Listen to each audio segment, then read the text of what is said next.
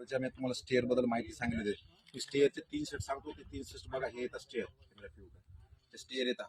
त्यानं आपला 100 मीटरचा जवळपास सांगतो, स्टेअर केल्यानं आपल्याला लोअर बॉडीचं स्ट्रेंथ वाढते आणि 100 मीटरचा टायमिंग कव्हर होते. 11.5 सेकंद जो टाइम आहे, ते स्टेअर कशा करायचं मी त्यातले 3 सेट सांगतो तुम्हाला. जर 100 मीटर 11.5 सेकंदाच्या आत धावायचे तर बघा, पहिला सेट आहे, पहिला जो सेट आहे रॅप डाऊन हे करायचं आहे बघा.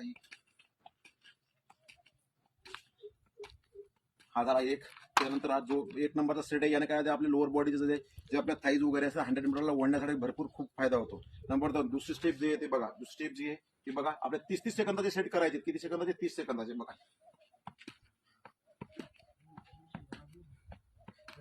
हे झाला दुसरा सेट. त्याच्यानंतर आपण जे स्टे झाला, हे 2 सेट झालेले आहेत. तिसरा सेट आहे तुम्हाला सांगतो, तिसरा आपण जो एका पायाने करतो, पूर्ण एक्सरसाइज येतात पूर्ण.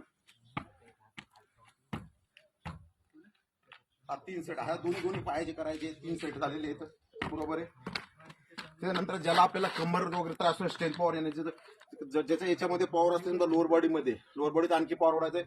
त्यानंतर चौथा सेट हे घ्यायचं आहे. असे 4 सेट येतात. 4 सेट हे 4 सेट करायचे आणि आपल्याला जवळपास याच्यानंतर स्टेअर झाल्यानंतर तुम्हाला सांगतो 3-3 सेकंद 30-30 सेकंदाचे करायचे. 30 ते स्टेअर झाल्यानंतर 5 ते 6 सेट करायचे.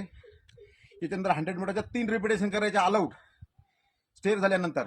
3 सेट ऑल आउट केल्यानंतर आपल्याला जवळपास सांगतो ते स्पाईक लावला तरी चालते, शूजवर केला तरी चालते, कारण 100 मीटरचा टाइम जर कव्हर करायचा म्हणलं हे सेट आणि स्टेअर झाल्यानंतर 3 ते 4 100 मीटरचा स्टेअर करायचे आहे.